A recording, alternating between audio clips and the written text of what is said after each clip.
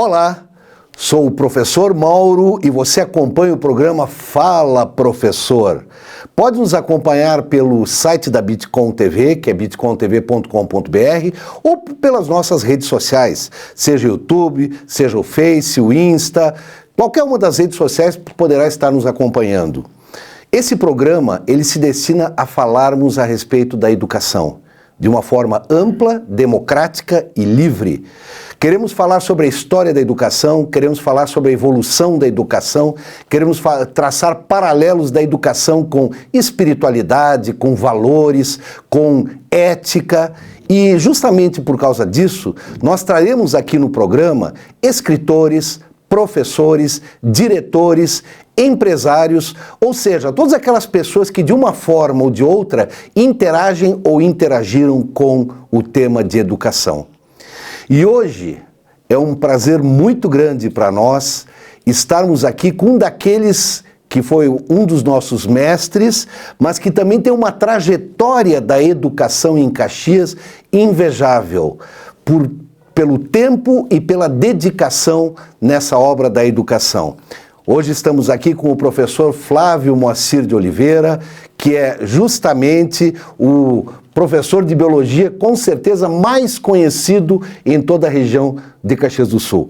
Professor Flávio, seja muito bem-vindo ao nosso programa. Muito obrigado. Pois bem, já vamos direto ao assunto, e eu tenho certeza que muita gente está, inclusive, curioso com a trajetória do professor Flávio na educação. Professor Flávio, nos fale um pouquinho de aonde que iniciou, em que etapas iniciou, e eu sei que até hoje continua na sala de aula, mas vamos falar um pouco de tempos passados da sua trajetória na educação. Pessoal, boa tarde ou boa noite, não sei que horas vai ao ar esse programa. Agora nós... Oi. Vai lá. A minha trajetória de professor começou em 1971. Eu comecei a dar aula na Escola Estadual José Fernandes de Oliveira, em Vacaria, enquanto eu fazia o primeiro ano de faculdade. Coincidiu o magistério com o início da faculdade. E aí eu fiquei no estado até 77. Só que em 74 eu comecei a dar aula no Cursão. E aí eu fiquei no Cursão durante 11 anos e simultaneamente eu entrei mas no mesmo período eu entrei no São Carlos, parei de dar aula nos colégios estaduais, continuando no Cursão, entrei no Universitário em Porto Alegre agora não me lembro, mas acho que foi... Você lembra, Mauro, quando foi? Também não me lembro. 83. Onde eu fiquei até 92. Aí, em 2000, eu entrei na Escola Apoio, onde eu estou até hoje, pelo menos até hoje, que eu saiba, ainda estou até hoje, e fiquei 30 anos fora do Colégio São Carlos, até vou olhar minha colinha aqui. E em 2015, depois de 30 anos longe do Colégio São Carlos, me surpreendeu um convite para voltar. E então não foi um problema financeiro, não foi nenhuma necessidade, foi o que eu gostava daquela escola e eu voltei lá, estou até hoje lá dando aula, porque eu adoro o Colégio São Carlos, né? É uma belíssima trajetória e eu tenho muito orgulho, inclusive, de estar aqui hoje com o professor Flávio, porque, de uma certa forma, ele tem uma influência muito forte na minha carreira de magistério também. Em 1975, eu estudei no Cursão Caxias, fiz o meu pré-vestibular no Cursão Caxias e o professor Flávio foi meu professor. E em 1981, na falta de professor de física no Colégio São Carlos, ele me indicou para iniciar a minha carreira de magistério. 1981, passa esse tempo, né? E aí eu começo a minha carreira de magistério que perdurou por também quase 40 anos. Depois ainda te levei para o mutirão, né? E depois, exatamente, depois me encaminha, bem lembrado, me encaminha em 1983 para o mutirão e me faz a indicação em 1987 para o Universitário em Porto Alegre. Daí nos encontramos no Universitário também. Nos encontramos. Então, nos tornamos grandes amigos, tanto é que é meu compadre, sou padrinho de um dos filhos dele, e para mim é emocionante poder estar aqui nesse momento com o professor Flávio. Professor Flávio, se eu pego pela minha trajetória, e acredito aí que eu tenha tido em torno de 100 mil alunos, porque nós, professores de pré-vestibular, a gente sempre dá aula para turmas, ou dava aula para turmas muito grandes, de 200, 300 alunos. O senhor calcula mais ou menos quantos alunos teve nessa sua trajetória? Quando tu falaste 100 mil alunos, é mais ou menos o que eu calculava. Porque na época do mutirão, nós normalmente tínhamos 1.200 alunos, né?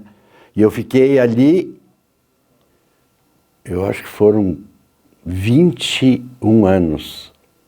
Aí se eu considerar os 10 anos que eu estive em Porto Alegre, onde nós tínhamos 5 mil alunos por ano, daria 50 mil, mais uns 30 mil do mutirão, mais alguns anos que eu fiquei no Cursão, no Gama, em Passo Fundo, em Carazinho, no PUG, em Pelotas. Com certeza são 120, 130 mil na sua trajetória. Professor Flávio, vamos fazer agora, vamos traçar um paralelo aproveitando toda essa história na área da educação. Vamos falar um pouco de escola, de 40 anos atrás e de agora. Não vamos, obviamente, salientar especificamente o Colégio São Carlos, mas através dele o retrato da escola de 40 anos atrás e agora. Vamos falar do professor de sala de aula de 40 anos atrás e agora, do aluno, como é que era o comportamento do aluno de 40 anos atrás e de agora, e, além disso tudo, do relacionamento com a família, que hoje é tão questionado, né, que a família pouco participa da evolução educacional e da escolaridade do seu filho. Vamos começar falando de escola, professor. Escola 40 anos atrás e hoje, inclusive por tu teres vivido esses 40 anos atrás e hoje, que paralelo poderia se fazer? Houve uma evolução realmente no princípio escolar? Bom, eu não vou comentar 40 anos atrás, eu prefiro comentar 49 anos, porque em setembro eu fecho 50 anos de sala de aula. O que mudou nesses anos? Na minha época, no início da minha carreira, eu tinha um quadro negro, depois ele virou branco, nós tínhamos giz branco, depois o giz ficou colorido, depois ficou canetinha, e até hoje, 50 anos passados, o sistema é o mesmo, é um professor, um quadro negro, que seja negro ou branco, né? E um grupo de alunos assistindo a aula. Então, isso aí não mudou muito, porque se a gente pensar assim, ó, o que mudou na informática nesses últimos 50 anos? Não existia informática há 50 anos. O que mudou nos carros? Mudou completamente. TV, tudo mudou. Mauro, há 50 anos atrás, não tínhamos, por exemplo, micro-ondas, nós não tínhamos computador. Computador em casa, eu estava olhando agora ali, estou olhando ali, eu tenho um celular que é um computador. Então a tecnologia mudou 100% no nosso mundo. E o ensino mudou no quê? É isso que tem que ser questionado. Nós continuamos. O professor, um quadro negro e um grupo de alunos. Os alunos evoluíram? Os alunos de hoje, os alunos de 50 anos atrás, não têm absolutamente nada a não ser composição química. Né? Porque mudou tudo. Eles têm acesso a coisas que nós nunca imaginamos. Mauro, ouvintes, ou telespectadores, não sei o que. Internautas? Internautas, nossa senhora, que beleza. Eu me lembro quando eu era menino, olha que memória, hein? Eu assistia eu lia um gibi chamado Gato Félix, onde ele pegava uma TV e ele botava alguma coisa ali, ele assistia um filme. Eu digo, quando é que nós vamos chegar nisso aí? Poxa, hoje nós queremos ver o filme que nós quisermos, tu baixa esse filme, tu encontra tu assiste qualquer filme que tu queira hoje, tu tem acesso.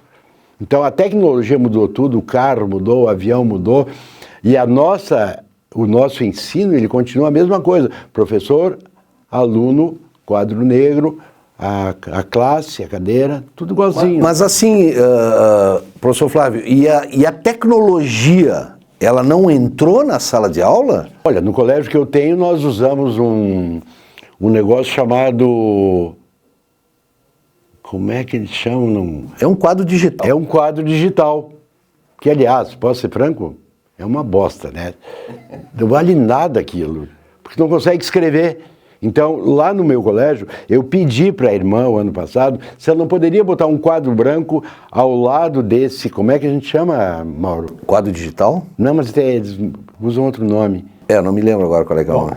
Daí eu pedi para botar um quadro branco, levo as minhas canetinhas e eu projeto a minha aula, porque ela toda está programada no computador, mas do lado eu vou escrever ali e os alunos gostam mais quando eu escrevo. Isso é a coisa mais impressionante, né? Mas aí é que eu digo, é que entra a relação da presencialidade com a digitalidade.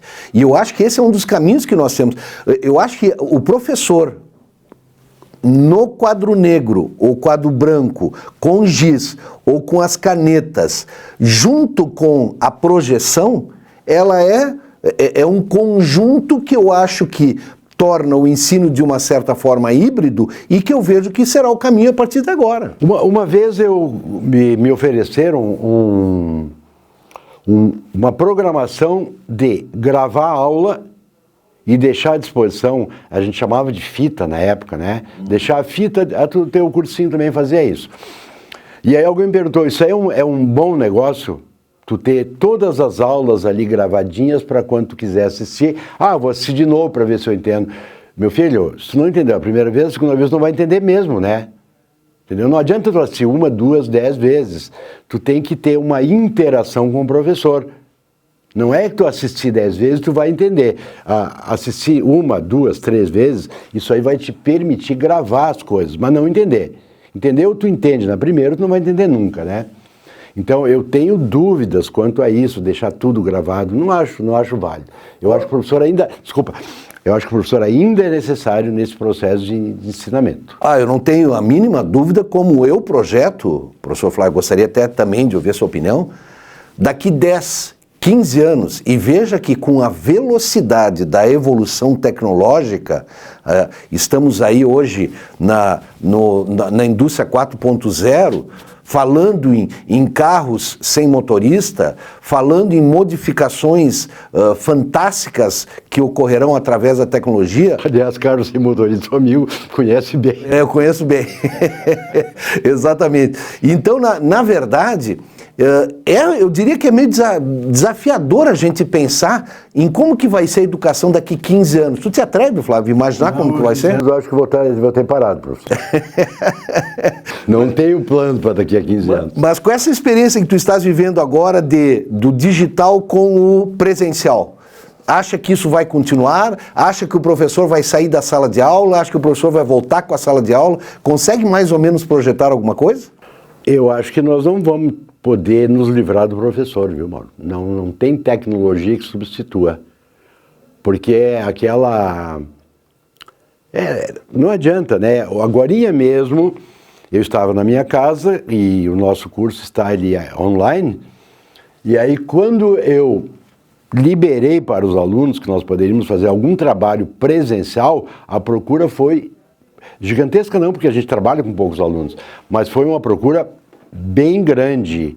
Assim, tu vai dar plantão presencial, eu precisaria, porque eu não estou conseguindo assistir a aula e entender como eu entendia quando tinha um professor lá explicando. Eu acho que não vamos nos livrar dos professores tão cedo. Não, graças a Deus primeiro, né? E segundo, que eu acho assim que toda a parte humana da educação, ela, por mais tecnologia que se tenha, ela depende da presença humana também na sala de aula. Eu diria até mais afetiva, né? Afetiva, exatamente. O processo, tentamos imaginar séries iniciais, né, de alfabetização, né, na educação básica, todo o processo de socialização, todo o processo de interação entre alunos, correto? E o professor, na verdade, organizando tudo isso, eu acho isso realmente vital. Vamos pegar um outro aspecto, professor Flávio. As famílias. Será que há 50 anos atrás, a participação das famílias na educação dos seus filhos, ou enfim, dos alunos, era maior, era mais responsável, era mais preocupante? A família dividia com a escola a educação? Hoje se prega tanto que o conhecimento deve vir por parte da escola, enquanto que a educação, seja afetiva, seja social, seja de valores, deve ser dada pela família. Que relação a gente pode fazer de 50 anos atrás para hoje, professor Flávio?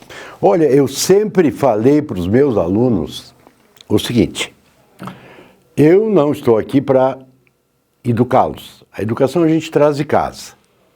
E aí eu tive uma sorte muito grande, porque quando eu trabalhei no Cursão, o Cursão era o top de Caxias. Aí eu saí para o Mutirão, mudei de cursinho, e o Mutirão, caso não tem nada a ver com a minha presença.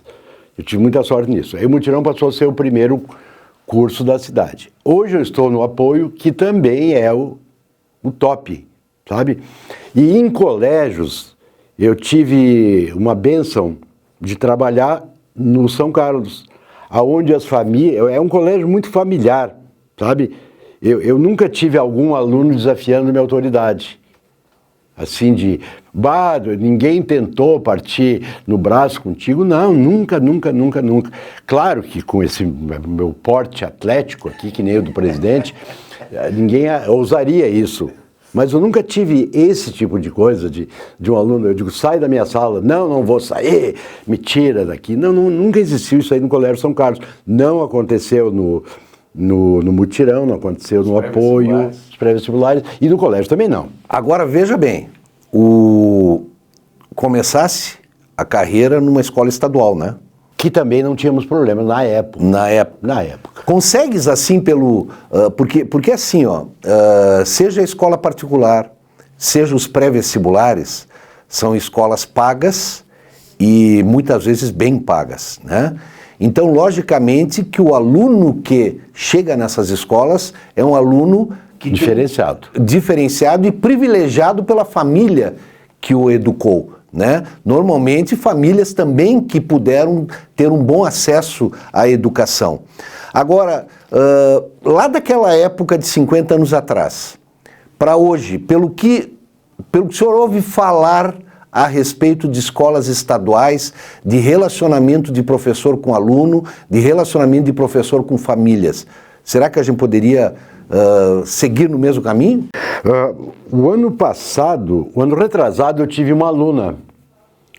Aí ela me falou, disse, eu fui fazer intercâmbio. Eu digo, para onde tu fosse, minha filha? Eu fui para Taiwan. Eu digo, mas tu é da onde? Eu sou da Taiwan. Eu digo, mas tu foi fazer intercâmbio na Taiwan? Para quê? Melhorar a tua língua? Ela disse, não, Flávio. Eu fiz uma piada, claro. Ela disse, não, eu fui lá ver como era a educação na Taiwan. E aí, Flávio, eu tive uma surpresa muito grande. Quando o professor entra na sala de aula, os alunos levantam. E aí o professor libera, podem sentar. Eu digo, mas o nome dela era Vitória Shen. Daí eu disse para ela, Vitória, aqui no Brasil, há alguns anos atrás, era assim também. Quando eu era aluno, o professor entrava, nós levantávamos. Daí o professor ia dar autorização. Podem sentar. E aí nós sentávamos. Então a educação no Brasil já foi uma coisa fabulosa, estadual. Eu nunca estudei, aliás, eu estudei um ano numa escola particular, por sinal rodei em 9 das 10 disciplinas, mas depois, o resto do meu tempo eu tive sempre em escolas públicas, todas elas com a disciplina excelente. Quando eu voltei como professor, não mais como aluno, quando eu voltei em 71 como professor da escola estadual, o nível era altíssimo dos alunos. Essa história de um aluno bater no professor, desafiar o professor, não tinha. Não existia. Eu fiz o meu, na época, primário. Lembra que o primário tinha 5 anos, depois vinha o ginásio com 4 anos e depois vinha o científico ou o clássico com 3 anos. Que depois, com a reforma do ensino, os 5 anos do primário com os 4 do ginásio viraram 8. Foram unificados para 8 séries e hoje voltaram a ser 9 anos no ensino fundamental. Mas eu fiz o meu primário no Colégio São Carlos, e início da década de 60. Particular, né? Particular. E quando o irmão, que eram irmãos que davam aula, entrava para nos dar aula nas séries iniciais, nós levantávamos também e aguardávamos que ele nos desse permissão para que nós sentássemos, né? Bom, logicamente que são completamente outros tempos, mas eu me atrevo, professor Flávio, a colocar assim, ó, quando eu saí do Colégio La Salle, eu fiz o exame de admissão, me preparei durante 6 meses, como se fosse um vestibular, para o exame de admissão no Colégio Cristóvão de Mendonça, onde eu fiz todo o meu ginásio, onde eu completei minha educação básica, correto? Sempre no Cristóvão. Era de uma educação excepcional. Eram alunos educados, eram professores capacitados e nós saíamos do Cristóvão aptos para a vida de trabalho ou para enfrentar uma faculdade. Lembra disso? Mas claro. Quando eu também estudei no Cristóvão, um pouquinho antes de ti. Um pouquinho não, bastante. E o Cristóvão era considerado a melhor escola do interior do estado.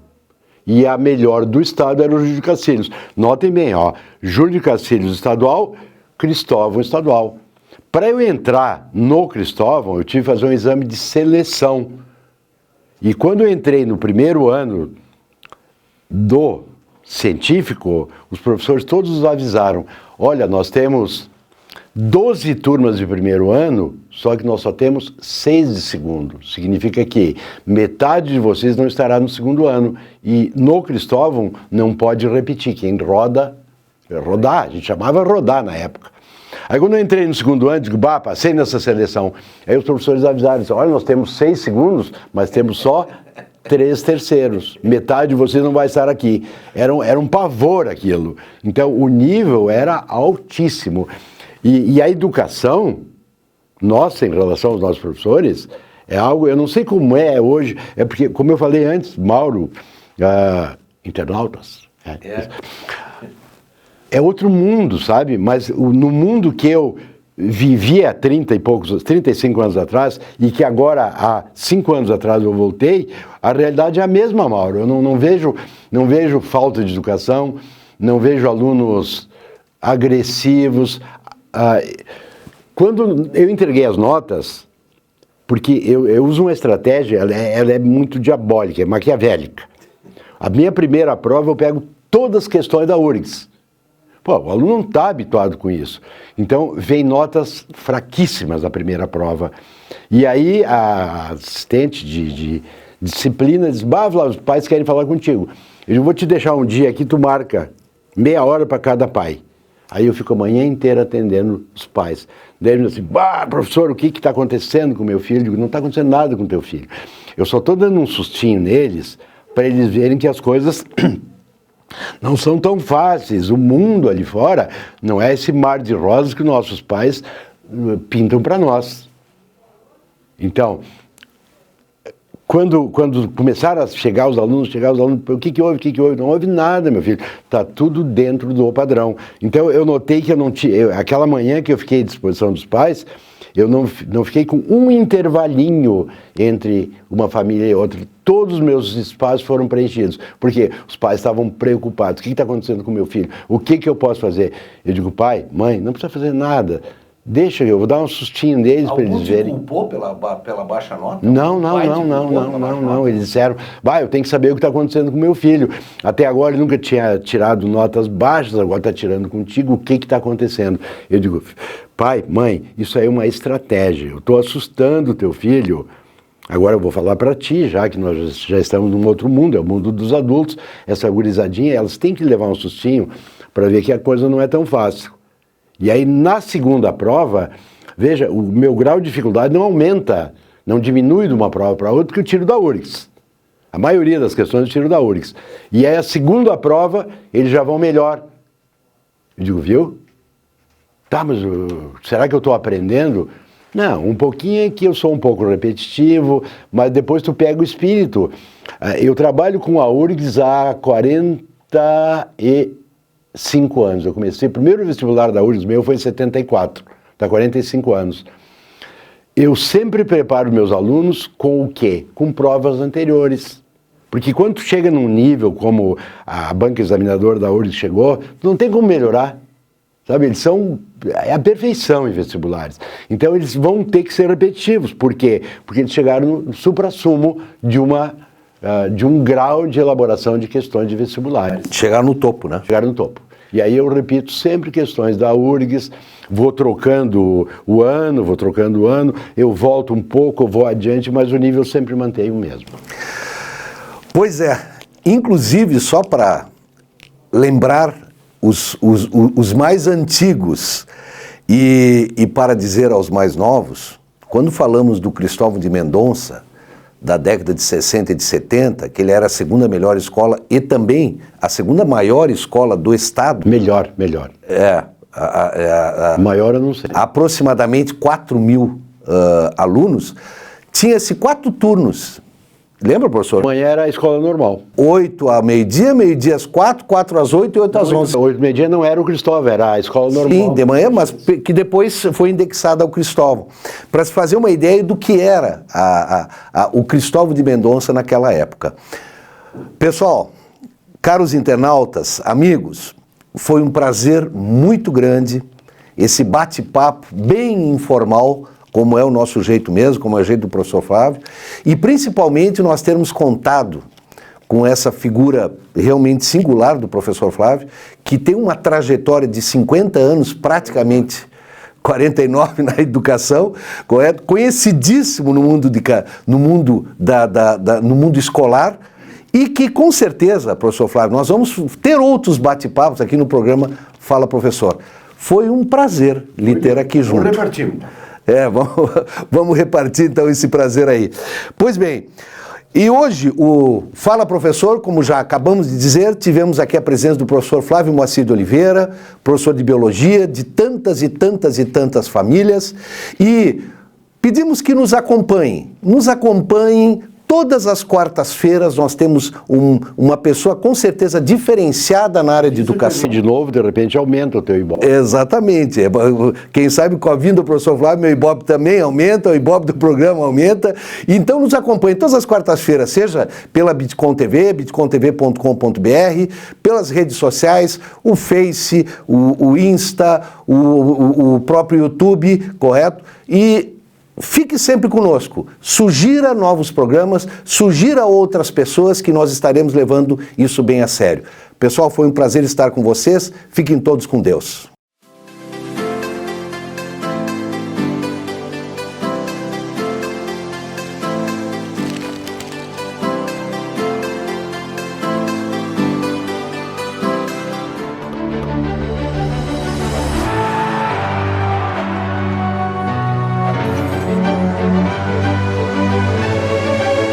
Bitcom TV, passa no seu smartphone.